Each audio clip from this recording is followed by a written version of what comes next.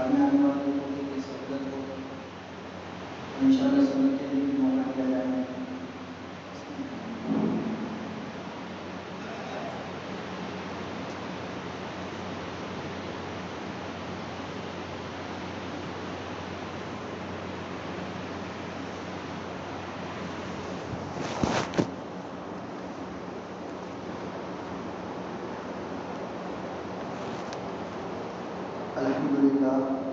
الحمد لله وكفى وسلام على عباده الذين اصطفى أما بعد قال الله تبارك وتعالى في القرآن المجيد والفرقان الحميد فأعوذ بالله من الشيطان الرجيم بسم الله الرحمن الرحيم سبحان الذي أسرى بعبده ليلا من المسجد الحرام إلى المسجد الأقصى الذي باركنا فيها صدق الله العلي العظيم۔ عزیز ساتھیو،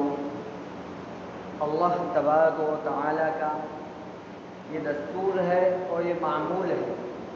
کہ اللہ تعالی بعض چیزوں پر بعض کو فضیلت دیتے ہیں۔ مثلا اللہ تبارک و تعالی نے کم و بیش تقریباً 18,000 مخلوقات کو پیدا کیا، لیکن اس میں اللہ تعالیٰ نے انسانوں کو اشرف المخلوقات بنایا، یعنی کہ تمام مخلوقات میں فضیلت کسے دی؟ انسان کو دی۔ تو انسانوں کے اندر بھی بے شمار انسان بنائے، حضرت آدم علیہ السلام سے لے کر قیامت سے پہلے جو آخری انسان پیدا ہوں گا وہاں تک بے شمار انسان ہیں جن کی گنتی کوئی نہیں، جن کا تعداد کا کوئی اندازہ نہیں لگا سکتا۔ لیکن اللہ تعالیٰ نے انسانوں کے اندر انبیاء علیہ السلام کے مقام کو بڑا کیا، انہیں فضیلت عطا کی۔ انبیاء علیہ السلام کو انسانوں میں بھی سب سے افضل بنایا، اور انبیاء علیہ السلام بھی حضرت آدم علیہ السلام سے لے کر آقا مدنی صلی اللہ علیہ وسلم تک تقریباً 1.25 لاکھ کم و بیش انبیاء علیہ السلام تشریف لائے، تو اللہ نے تمام انبیاء کے اوپر بھی فضیلت آقا مدنی صلی اللہ علیہ وسلم کو عطا فرمائی۔ تو اللہ کا یہ معمول ہے کہ بہت ساری چیزوں میں سے بعض چیزوں کو کسی وجہ کی بنیاد پر اللہ فضیلت عطا فرماتا ہے۔ اللہ تعالیٰ نے ہفتے کے اندر 7 دن بنائے، جمعہ کو ان کا سردار بنایا، عام دنوں کے مقابلے میں جمعہ کو فضیلت عطا کی۔ جس طرح سال کے 12 مہینے بنائے اور ان 12 مہینوں میں رمضان کو فضیلت عطا کی، رمضان کے مقام کو بڑھا دیا۔ جس طرح اللہ تبارک و تعالیٰ نے سال بھر میں 365 راتیں آتی ہیں، لیکن شب قدر کو ایک امتیازی خصوصیت عطا کی اور اسے ایک اعلیٰ مقام عطا کیا۔ تو اللہ کا یہ اصول ہے کہ بعض چیزوں کو اللہ تعالیٰ کسی علت کی بنیاد پر بڑا مقام اور بڑا مرتبہ عطا کرتے ہیں۔ اسی طرح دنیا کے اندر مسجدیں بہت ساری ہیں، لیکن اللہ تبارک و تعالیٰ نے ان مسجدوں میں بھی 3 مسجدوں کو سب سے اہم مقام عطا کیا، 3 مسجدوں کا خصوصیت کے ساتھ تذکیہ کیا اور ان کے مقام کو، ان کے بلند مرتبے کا تذکیہ اللہ تبارک و تعالیٰ کے نبی کریم صلی اللہ علیہ وسلم نے کیا، جن میں سب سے پہلی مسجد حرام ہے کہ آپ صلی اللہ علیہ وسلم نے ارشاد فرمایا، جس کا مفہوم و خلاصہ ہے کہ جو اگر ہم اپنی مسجد میں نماز پڑھیں گے تو ہمیں تو بس نماز پڑھنے کا ثواب ملے گا، لیکن بیت اللہ کے اندر مسجد حرام میں اگر کوئی آدمی 2 رکعت نماز پڑھتا ہے، ایک حدیث میں آتا ہے کہ اسے 1 لاکھ رکعت نماز پڑھنے کا ثواب ملے گا۔ دوسرے نمبر پہ جو مسجد ہے جسے اللہ تعالیٰ نے، اللہ کے نبی نے دیگر مسجدوں سے افضل بنایا، جسے اللہ تعالیٰ نے بڑا مقام عطا فرمایا، وہ مسجد نبوی ہے، کہ جس کے بارے میں آپ صلی اللہ علیہ وسلم نے ارشاد فرمایا کہ جو شخص مسجد نبوی میں اگر 2 رکعت نماز پڑھتا ہے اسے 50,000 رکعت نماز پڑھنے کا ثواب ملے گا۔ اور تیسری مسجد جس کو اللہ کے نبی کریم صلی اللہ علیہ وسلم نے امتیازی جو ہے تو مقام عطا فرمایا، وہ ہے مسجد اقصی، کہ جس کے بارے میں آپ صلی اللہ علیہ وسلم نے ارشاد فرمایا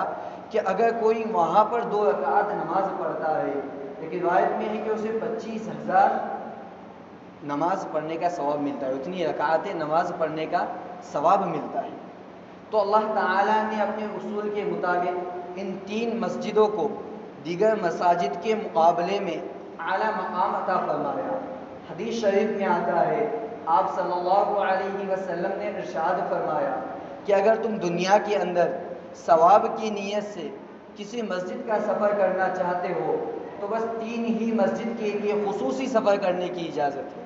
اس کے علاوہ اگر خصوصی طور پر کسی مسجد کے سفر کے لیے جانے کا ارادہ ہے تو اللہ کے نبی نے کہا اس کی اجازت نہیں۔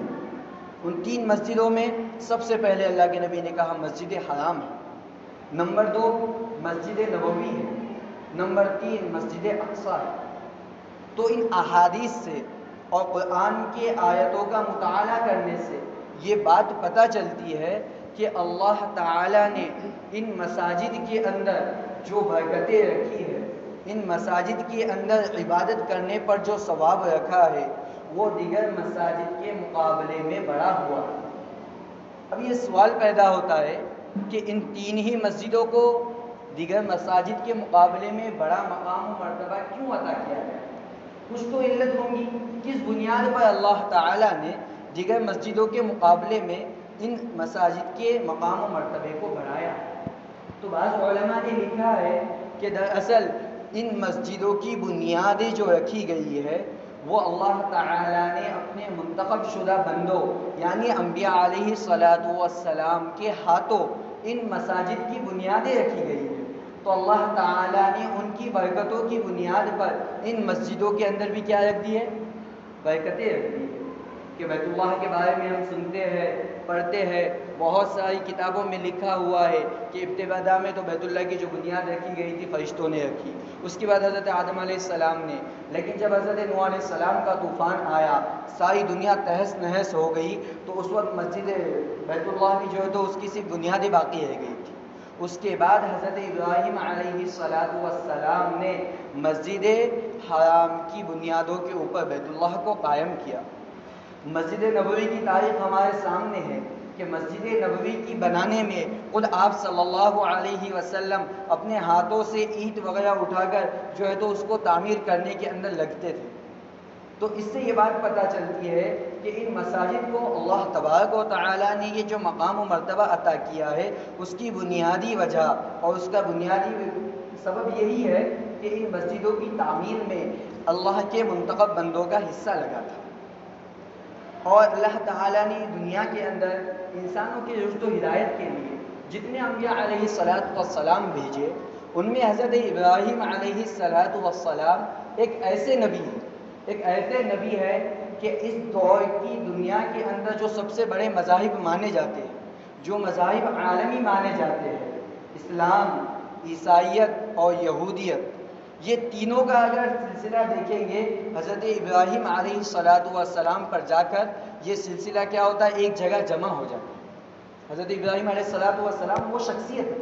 کیوں؟ اس لیے کہ اللہ تعالیٰ نے حضرت ابراہیم علیہ السلام کی اولاد سے وہ کام لیا جو کسی اور سے نہیں لیا،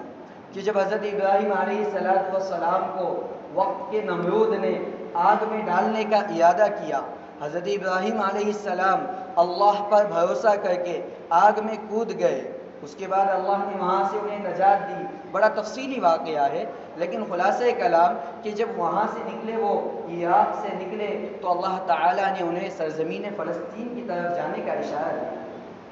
جب وہاں پہنچے تو اللہ تبارک و تعالیٰ نے ان کے ایک فرزند حضرت اسحاق علیہ السلام، جو کہ حضرت ابراہیم علیہ السلام کے بڑے فرزند تھے، جن کے فرزند تھے، تو ان کے ذریعے اللہ تبارک و تعالیٰ نے سرزمین فلسطین پر دنیا کے اندر انسانوں کی ہدایت کے لیے، انسانیت کی رہنمائی کے لیے سب سے پہلا مرکز جو قائم کیا گیا تھا وہ سرزمین فلسطین پر حضرت اسحاق علیہ السلام کے ہاتھوں جس کی بنیادیں رکھی گئی، جسے میں اور آپ بیت المقدس کے نام سے جانتے ہیں، جسے میں اور آپ بیت المقدس کے نام سے جانتے ہیں، جسے آج دنیا جو ہے تو مسجد اقصی کہتی ہے، اس کی حقیقی بنیادیں حضرت اسحاق علیہ السلام کے ہاتھوں رکھی گئی۔ اسی زمانے میں اللہ تعالیٰ نے دنیا کے اندر لوگوں کی رشد و ہدایت کا جو دوسرا سب سے بڑا مرکز تھا، یعنی کہ بیت اللہ مکہ مکرمہ کے اندر حضرت ابراہیم کے دوسرے فرزند، حضرت ابراہیم کے ایک بیٹے حضرت اسحاق علیہ السلام تھے، دوسرے بیٹے حضرت اسماعیل علیہ السلام تھے۔ تو اللہ تعالیٰ نے ایک ہی وقت میں حضرت ابراہیم کے دو بیٹوں کے ذریعے دنیا کے اندر لوگوں کی رشد و ہدایت کے لیے دو بڑے بڑے مراکز کی بنیاد رکھی گئی۔ ایک فلسطین میں حضرت اسحاق کے ہاتھوں بیت المقدس کی بنیاد رکھی گئی، اسی زمانے میں مسجد حرام کے اندر بیت اللہ کی بنیادوں پر اثر نو کعبۃ اللہ کو تعمیر کیا گیا۔ میرے بھائیوں، یہ تاریخ بڑی لمبی ہے کہ مسجد حرام، مسجد نبوی اور بیت المقدس، اس کی لمبی تاریخ ہے۔ بیت المقدس کی تاریخ کے اوپر علماء نے بہت ساری کتابیں لکھی ہے کہ قرآن کی آیتوں کو سامنے رکھ کر، احادیث نبویہ کو سامنے رکھ کر بہت ساری کتابیں لکھی گئی۔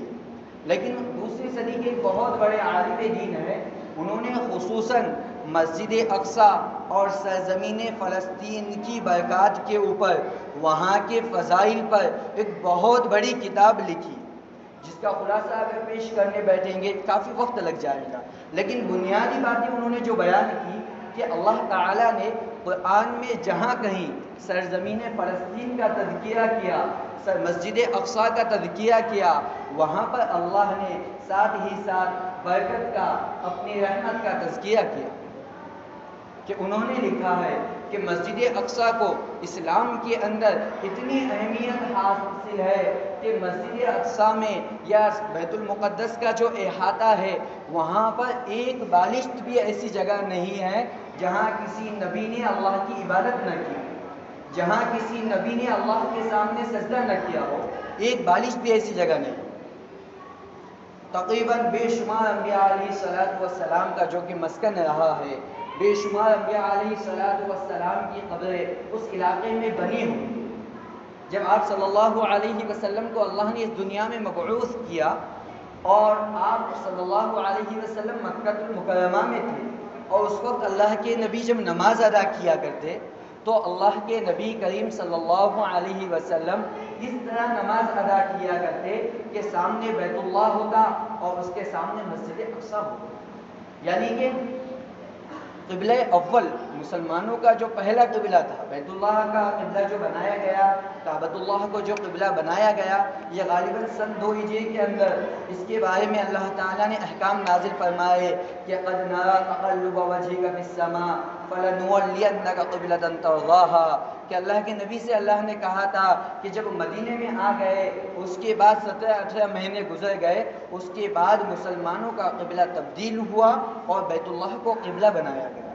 ورنہ اس سے پہلے مسلمانوں کا جو حقیقی قبلہ تھا وہ قبلہ جو ہے تو بیت المقدس تھا، سرزمین فلسطین کے اوپر وہ قبلہ واقع تھا۔ اور دوسری بات یہ کہ جب آقا مدنی صلی اللہ علیہ وسلم کا معراج کا سفر ہوا، اللہ تعالیٰ نے اپنے حبیب کو اپنے دربار میں بلایا، تو اللہ کے نبی خود فرماتے ہیں، بڑی لمبی حدیث ہے، تفصیلی حدیث ہے، جس کا خلاصہ یہ ہے کہ اللہ کے نبی کو وہاں سے نکال کر مسجد حرام میں لایا گیا، اس کے بعد مسجد اقصی میں لے جایا گیا، اور وہاں پر اللہ کے نبی نے 1,24,000 انبیاء علیہ السلام کی امامت کی۔ تمام انبیاء علیہ السلام آپ کے مقتدی بنے، اور میرے اور آپ کے آقا تمام انبیاء علیہ السلام کے امام بنے اور سب کی امامت فرمائی، جس کا نقشہ اللہ نے قرآن مقدس میں کچھ اس طرح کھینچا ہے، سبحان الذی اسری بعبدہ لیلا من المسجد الحرام الی المسجد الاقصی الذی بارکنا حولہ، کہ پاک ہے وہ ذات جس نے اپنے بندے کو رات کے وقت مسجد حرام سے مسجد اقصی کا سفر کرایا، اور کون سی مسجد اقصی؟ بارکنا حولہ، جس کے ارد گرد اللہ تعالیٰ نے رحمتیں رکھی ہیں، جس کے ارد گرد اللہ تعالیٰ نے برکتیں رکھی ہے، یہ وہ مسجد اقصی۔ اور میرے بھائیوں، مسجد اقصی میں جب حضرت عمر رضی اللہ تعالی عنہ کے زمانے میں یہ مسجد مسلمانوں کے قبضے میں آئی، بلکہ خود عیسائیوں نے حضرت عمر فاروق رضی اللہ تعالی عنہ کی ان علامتوں کو دیکھا، ان نشانیوں کو دیکھا جو ان کی کتابوں میں موجود تھی، جو نشانیاں زبور میں موجود تھی ان نشانیوں کو پڑھا اور حضرت عمر کو دیکھا کہ واقعتاً میں تورات کے اندر جس شخص کے بارے میں یہ لکھا تھا کہ یہ شخص مسجد اقصیٰ کو فتح کرے گا، یہ شخص مسجد اقصیٰ پر غالب آئے گا، اس کی نشانیاں تورات میں لکھی گئی تھی۔ یہودیوں نے حضرت عمر کو مدینے سے بلایا، فاروق اعظم رضی اللہ تعالی عنہ اس زمانے میں خلافت کو جو ہے تو مدینے سے نکل کر مسجد اقصیٰ تشریف لے گئے۔ یہودی عالم بیٹھے ہوئے تھے، ان کے سامنے کتابیں کھلی ہوئی تھی، تورات کھلی ہوئی تھی، زبور کھلی ہوئی تھی۔ فاروق اعظم سامنے کھڑے ہوئے تھے، وہ تورات میں نشانیوں کو پڑھتے، زبور میں نشانیوں کو پڑھتے، فاروق اعظم کو دیکھتے۔ آخرکار انہوں نے کہا کہ واقعتاً میں یہی وہی شخصیت ہے جس کے بارے میں ہماری آسمانی کتابوں میں یہ بات بیان کی گئی کہ یہی شخص وہ ہوگا جو مسجد اقصیٰ کو فتح کرے گا۔ لہذا انہوں نے بغیر چوں چیا کیے ہوئے مسجد اقصیٰ کی ساری چابیاں فاروق اعظم کے قدموں میں ڈال دی۔ اس کے بعد سے مسجد اقصیٰ کے اندر وہ سرزمین جہاں انبیاء علیہ السلام کسی زمانے میں عبادت کیا کرتے، وہ سرزمین جہاں پر حضرت سلیمان علیہ السلام نے اللہ کا ایسا گھر بنایا تھا جس میں آ کر لوگ اللہ کے سامنے اپنی پیشانیوں کو ٹیکا کرتے تھے، وہ سرزمین جہاں پر حضرت زکریا علیہ السلام نے اپنی زندگی گزاری، حضرت مریم علیہ السلام نے اپنی زندگی گزاری، حضرت عیسیٰ علیہ السلام نے جس سرزمین پر رشد و ہدایت کا کام کیا، دعوت و تبلیغ کا کام کیا، اس سرزمین پر دوبارہ مسلمان غالب آ گئے اور وہ مسجد دوبارہ اللہ کی سجدوں سے، اللہ کی عبادتوں سے جو ہے تو منور ہو گئی۔ لیکن اس کے بعد جیسے جیسے زمانہ آگے بڑھتا گیا، مسلمان آپسی اختلاف کے اندر پڑ گئے، آپسی انتشار کے اندر پڑ گئے، حکومتوں کو حاصل کرنے کے لیے، عزت حاصل کرنے کے لیے، شہرت حاصل کرنے کے لیے مسلمانوں نے ایک دوسرے کے گریبان کو پکڑا، آپس میں ایک دوسرے سے لڑنا شروع کیا۔ تو دوبارہ عیسائی تقریباً 336 ہجری میں دوبارہ مسجد اقصیٰ عیسائیوں کے قبضے میں چلی گئی اور انہوں نے مسلمانوں پر اتنا ظلم کیا، تاریخ کی کتابوں میں لکھا ہے کہ جب 336 ہجری میں عیسائی مسجد اقصیٰ پر غالب آئے تو انہوں نے وہاں پر مسلمانوں کا اتنا خون بہایا کہ ان کی جو گھوڑے تھے، ان کے جو سواریاں تھے، ان کی پنڈلیاں تک جو ہے تو خون میں لہولہان ہو گئی، اتنا خون بہا۔ لیکن اس کے بعد تقریباً 100 سال تک، 80-90 سال تک مسجد اقصیٰ عیسائیوں کے قبضے میں رہی۔ اس مسجد کی در و دیواریں اللہ کی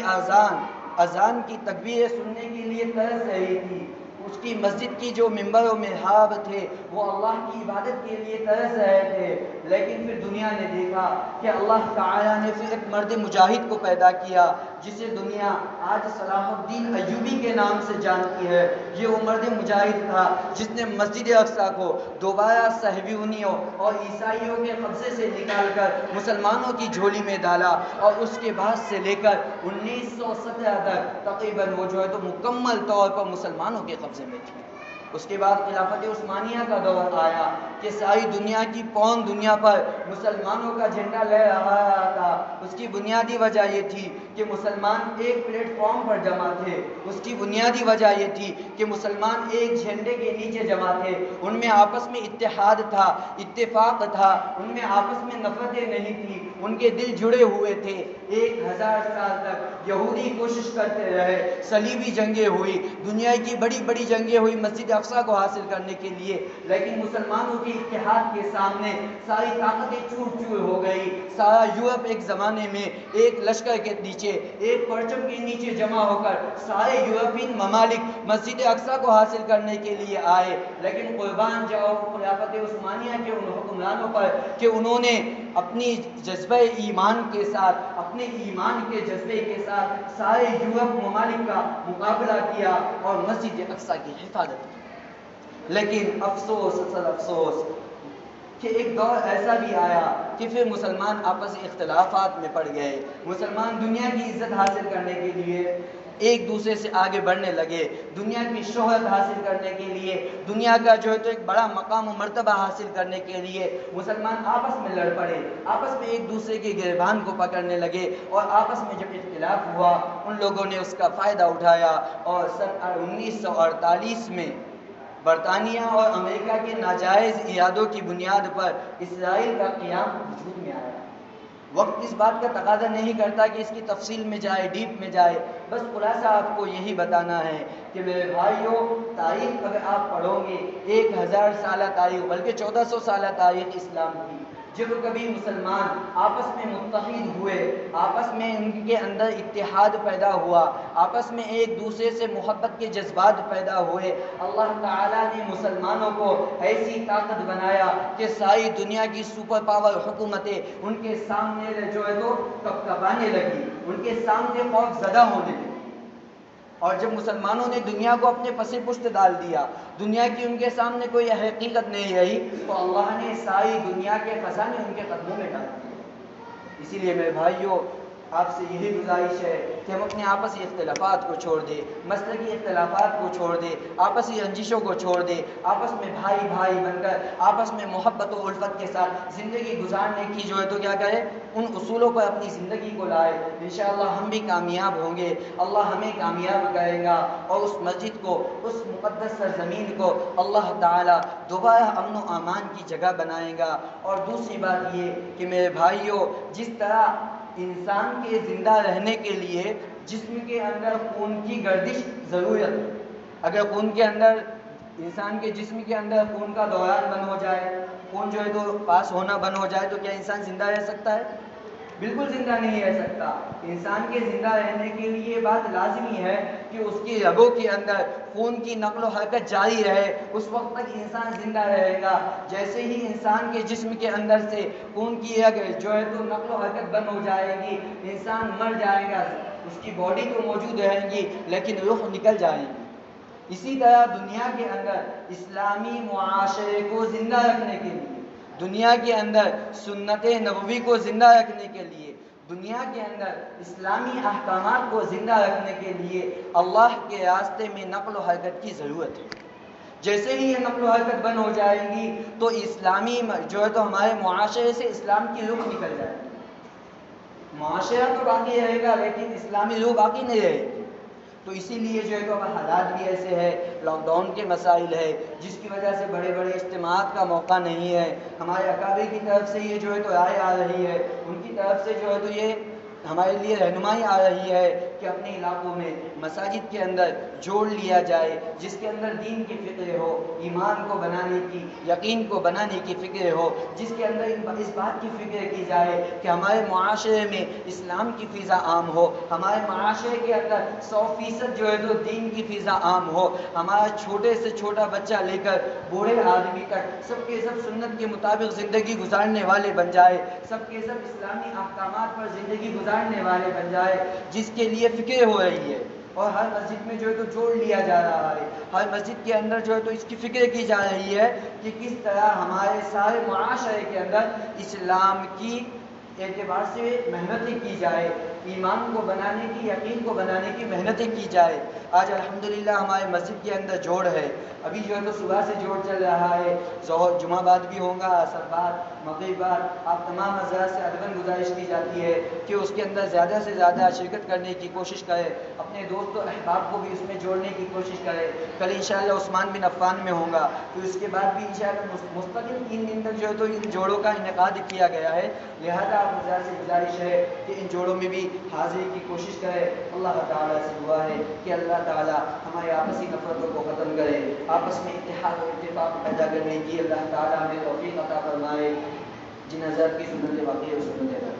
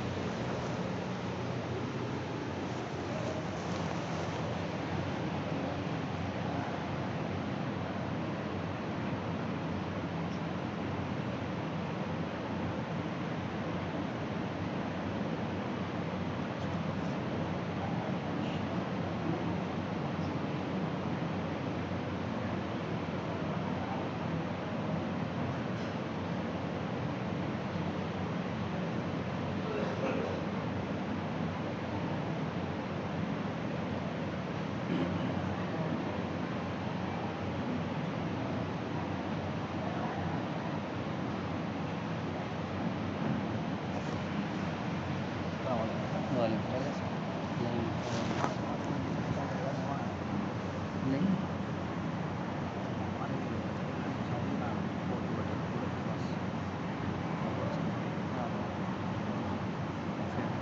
اچھا